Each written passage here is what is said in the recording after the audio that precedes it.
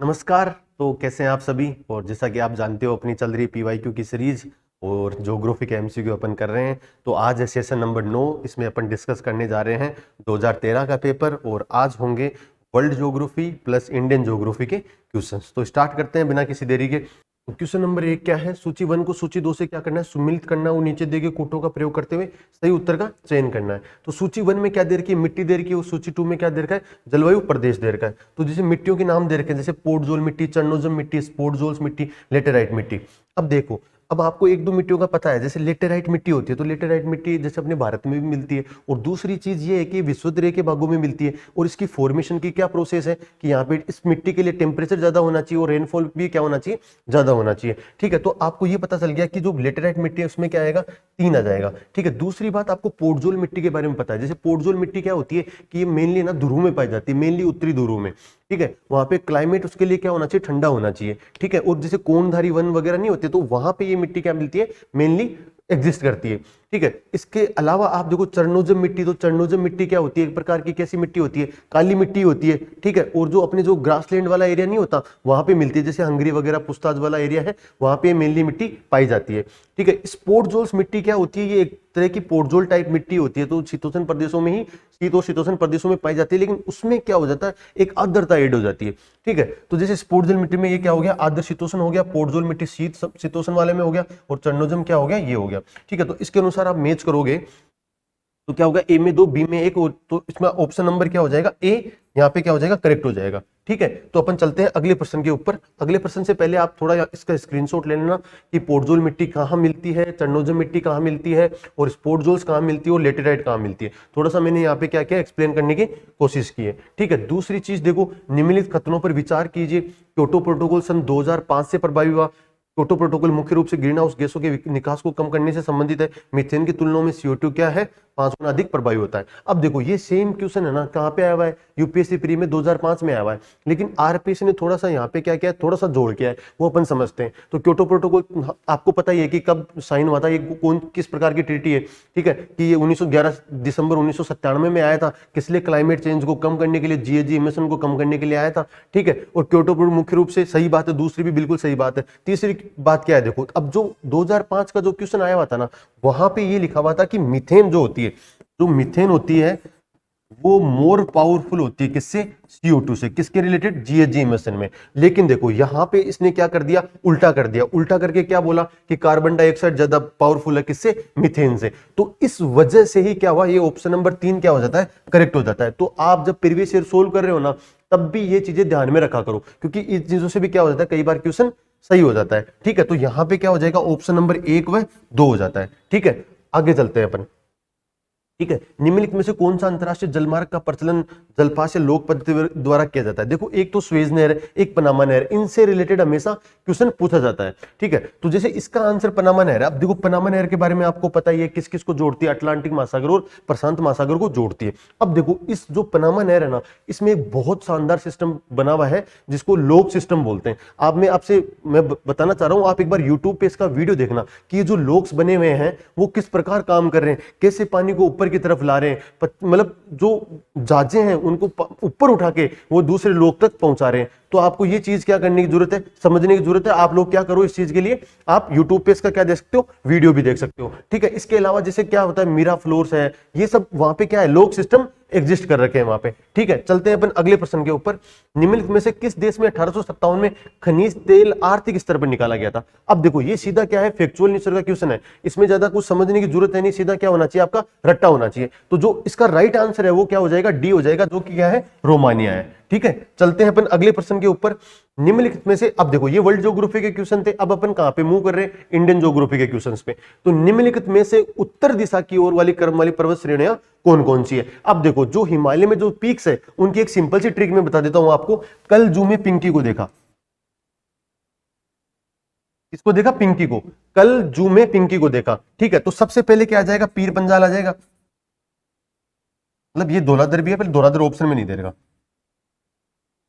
ठीक है, और इसका क्या आ जाएगा, जास्कर आ जाएगा, और ये क्या हो जाएगी, लद्दाख, और K4 क्या हो जाएगा, कराकरम। ठीक है, तो नीचे से चलो, जैसे तो पीर पंजाल हो गया, जास्कर हो गया, लद्दाख हो गया, और कराकोरम हो गया। तो ऑप्शन नंबर बी क्या हो जाएगा, इसका करेक्ट आंसर हो जाएगा। ठीक है, तो आगे चलते हैं अपन। अब देखो पालघाट निम्न में से किन के मध्य स्थित है। अब ये जो पासेज है इंडिया के, ये बहुत ज्यादा इंपॉर्टेंट है, ये एग्जाम्स में आते रहते हैं। अब आप देखिए एक बार, जैसे मैं बताता हूं आपको, जैसे पश्चिमी घाट के जो महत्वपूर्ण दर्रे हैं वो एक बार देख लो आप। तो जैसे थाल घाट है, तो थाल घाट किसको कनेक्ट कर रहा है, नासिक और मुंबई को। भोर घाट है वो किसको करता है, मुंबई पुणे को कनेक्ट करता है। पाल घाट है केरल तमिलनाडु, बेसिकली सिटीज की बात करें तो कोच्चि और चेन्नई को क्या कर रहा है, कनेक्ट कर रहा है। इसके अलावा जो सेनकोटा दर्रा है वो किसको कर रहा है, तिरुवनंतपुरम से मदुरै को कनेक्ट कर रहा है। पाल घाट होता है वो कहां पे मिलती है, अपने नीलगिरी और अन्नामलाई में मिलती है, मतलब जो पहाड़ियों की अगर बात करें कि किन के बीच में एग्जिस्ट करता है ये। और सेनकोटा पास की बात करें तो नगरकोइल और कार्डमम हिल्स को क्या कर रहा है, ये कनेक्ट कर रहा है। तो अपने पूछा क्या है क्वेश्चन में, पाल घाट के बारे में पूछ रखा है, तो किसके बीच में स्थित है, नीलगिरी और अन्नामलाई के बीच में स्थित है। तो इस प्रकार इसका ऑप्शन नंबर क्या हो जाएगा, बी करेक्ट हो जाएगा।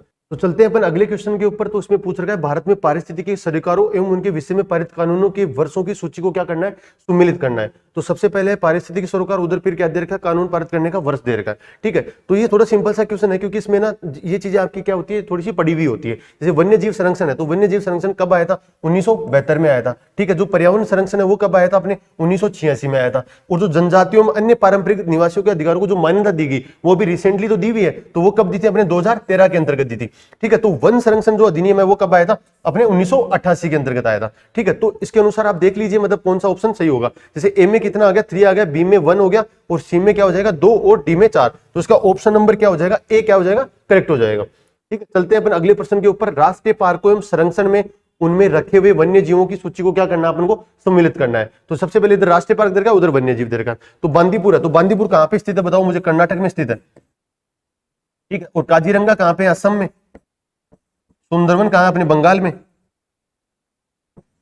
और सिमलीपाल कहां है, उड़ीसा में। ठीक है, तो कर्नाटक जो बांदीपुर है तो वो किसके लिए फेमस है, अपने बाघ के लिए फेमस है। ठीक है, काजीरंगा असम है, तो काजीरंगा असम में क्या मिलता है आपको पता है, गेंडा मिलता है ना, एक सींग वाला। ठीक है, और सुंदरवन जो है, सुंदरवन क्या है, एक जैव मंडल और बाघ अभ्यारण्य भी है। तो बी सी में क्या हो जाएगा, 4 हो जाएगा। सिमलीपाल कहां स्थित है, उड़ीसा में स्थित है, तो वहां पे क्या मिलता है, हाथी अभ्यारण्य मिलता है। तो इसके अनुसार आप देखिए ए में 1 हो जाएगा, और बी में हो जाएगा 3। ए में 1, बी में 3। तो ये ऑप्शन नंबर क्या हो जाएगा, 20 का क्या हो जाएगा, करेक्ट आंसर हो जाएगा। ठीक है, चलते हैं अपन अगले प्रश्न के ऊपर कि भारत के जैव विविधता प्रखर हॉटस्पॉट है। अब ये क्वेश्चन अपने पहले भी आ चुका है, जब अपन देख रहे थे 2018 का पेपर या 2016 का पेपर, उसमें भी ये क्वेश्चन आया हुआ है। तो ये मतलब क्वेश्चंस, कुछ क्वेश्चंस क्या होते हैं, हमेशा रिपीटेटिव इन नेचर होते हैं, तो उनके ऊपर अपन को ध्यान रखना है।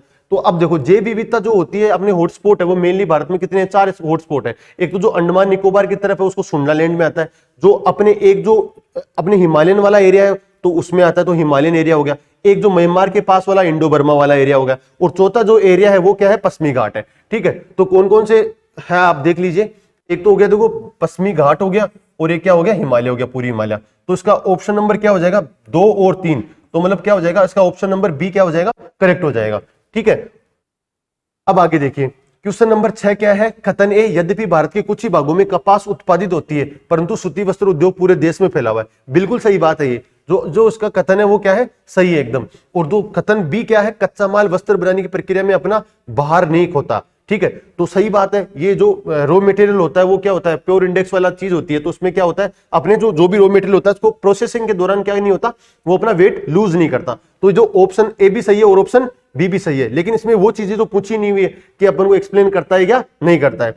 तो क्या हो जाएगा, कथन ए और बी दोनों क्या हो जाएंगे, यहाँ पे सही उत्तर हो जाएंगे। ठीक है, चलते हैं अपन अगले प्रश्न के ऊपर। देखो कौन सी खनिज सूची अलौह धातुओं को दर्शाती है। देखो ये क्वेश्चन भी क्या होता है, मेनली वैसे साइंस का क्वेश्चन है, लेकिन ज्योग्राफी में अपने मिनरल्स का टॉपिक आता है, तो मैंने सोचा इसको यहाँ पे क्या किया जाए, सोल्व किया जाए। ठीक है, अब देखो इसके लिए मैंने लिखा है, देखो अलौह धातुएं कौन कौन सी होती है, सोना हो गया, चांदी हो गया, टिन हो गया, पित्तल, निकल, जस्ता, सीसा, एल्यूमिनियम और तांबा, ये सब चीजें क्या होती है, अलौह होती है। तो इसके अनुसार आप देखिए कि जैसे मान लो कि अपने जो हो जाएगा इसका ऑप्शन क्या हो जाएगा, यहाँ पे ए करेक्ट हो जाएगा, क्योंकि देखो इसमें भी लोहा है, कच्चा लोहा, इस्पात, तो इन चीजों से आप आइडिया लगा सकते हो कि जो निकल, जस्ता, तांबा, एल्यूमिनियम जैसा आपने देख भी लिया, तो इसका ऑप्शन क्या हो जाएगा, ए यहाँ पे क्या हो जाएगा, करेक्ट हो जाएगा। चलते हैं अपन अगले प्रश्न के ऊपर। देखो भारत में इस्पात कारखानों का स्वतंत्रता के कौन से समूह स्वतंत्रता के बाद में बनाए गए थे। अब देखो इसमें जो जमशेदपुर है, तो जमशेदपुर का आपको पता है कि लगभग कब आया था, जमशेदजी टाटा द्वारा 1907 में। ठीक है, दुर्गापुर अभी पढ़ेंगे अपन, भिलाई वाला पढ़ेंगे। जो भद्रावती है, तो भद्रावती कब आया था? 1923 में आया था, ठीक है। और जो इसमें एक ऑप्शन और है जो इंपॉर्टेंट है, कुल्टी बरनपुर, तो कुल्टी बरनपुर कब आया था? अपने 1870 के आसपास आया था, ठीक है। अब इसके अलावा इनकी अन्य की अपन क्या देख लें, थोड़ी डिटेल देख लेते हैं, क्योंकि वो बहुत ज्यादा इंपॉर्टेंट है। जैसे कि ये द्वितीय योजना काल में बने थे 1956 से 1961 के बीच में, और ये 3 नए कारखाने थे। तो जैसे राउल केला है, तो राउल केला स्थित कहां पे? उड़ीसा में। और सबसे इंपॉर्टेंट बात है कि किसकी सहायता से बना हुआ है, ये भी क्या करता है, एग्जाम में क्वेश्चन पूछा जाता है। तो किसकी सहायता से बना हुआ है? वो जर्मनी की सहायता से बना हुआ है। दुर्गापुर है, तो दुर्गापुर कहां पे? वेस्ट बंगाल में है। और किसकी सहायता से बना हुआ है? ब्रिटेन से की सहायता से बना हुआ है। तीसरा ऑप्शन क्या है? भिलाई। भिलाई कहां पे? छत्तीसगढ़ में है। और कहां पे बना हुआ है? किसकी सहायता से बना हुआ है? रशिया की सहायता से बना हुआ है। तो इसके जो सही आंसर होंगे ना, तो राउल किला, दुर्गापुर और भिलाई। तो देख लीजिए, ये देखो ऑप्शन नंबर सी क्या हो जाएगा, इसका करेक्ट आंसर हो जाएगा, ठीक है। चलते हैं अपन अगले प्रश्न के ऊपर। देखिए, निम्नलिखित में से किन 2 रेलवे स्टेशनों को जोड़ने वाली रेल लाइन को यूनेस्को ने धरोहर के रूप में मान्यता दी? ये बिल्कुल देखो, अब ये टॉपिक एक्चुअली मेंशन्ड है, जिसे अपने इंडियन ज्योग्राफी में एक ट्रांसपोर्ट का भी क्वेश्चन आते रहते हैं। आपने देखा होगा कि नॉर्थ कॉरिडोर, साउथ कॉरिडोर कहां पे काटते हैं, या सबसे बड़ा हाईवे कौन सा है, सबसे बड़ा वाटर पार्क कौन सा है, ये क्वेश्चन भी पूछा जाता है। लेकिन अब देखो, इसने क्या किया गया, थोड़ा करंट नेचर वाला क्वेश्चन था, तो उसको उसने यहाँ पे क्या बेस बना के क्वेश्चन पूछा है। क्या पूछा कि कौन से 2 रेलवे स्टेशन है जिनको यूनेस्को में धरोहर सूची में शामिल किया गया है? तो 2 ये था, सिलीगुड़ी और दार्जिलिंग। इसको क्या किया गया था? वर्ष 1999 के अंतर्गत क्या गया था, यूनेस्को सूची के अंदर धरोहर के रूप में मान्यता दी थी। इसके अलावा अपन चलते हैं अगले प्रश्न के ऊपर। विभिन्न समाजों एवं उनमें पवित्र मानने वाले पेड़ों की सूची को सुमिलित कीजिए। अब ये भी क्या है, बेसिकली ये थोड़ा वेजिटेटिव एरिया और कंपोनेंट से रिलेटेड है, तो मैंने सोचा ये क्वेश्चन भी मैं आपको करवा देता हूं। अब देखो, जो मुंडा जाति है वो कहां पे रहती है? छोटा नागपुर वाले एरिया में रहती है ना। बिश्नोई कहां रहते हैं? अपने राजस्थान में ही रहते हैं, ठीक है। जो वेस्ट राजस्थान है वहां पे रहते हैं। उड़ीसा, तो ये उड़ीसा के लोगों की बात कर रहा है। बौद्ध आप जानते ही हो, तो बौद्ध का तो आप देखो, अगर ज्यादा आइडिया भी नहीं है ना, फिर भी देखो, जैसे बौद्ध है, तो बौद्ध क्या किसको मानते हैं? पीपल को पवित्र मानते हैं, ठीक है। और जो अपने विश्नोई लोग हैं वो किसको पवित्र मानते हैं? अपने खेजड़ी को मानते हैं। देखो, इससे हो रहा है क्या क्वेश्चन सही? बी में 4 और डी में 3, बी में 4 और डी में 3। देखो, अब यहां से भी क्या हो सकता है, आपका क्वेश्चन करेक्ट हो सकता है। बाकी देखो, जैसे ये अपने मुंडा जाती है, ये किसको पवित्र मानती है? महुआ को मानती है। और उड़ीसा के लोग किसको पवित्र मानते हैं? अपने इमली को पवित्र मानते हैं। तो इस प्रकार ये क्वेश्चन थे वर्ल्ड ज्योग्राफी और ज्योग्राफी।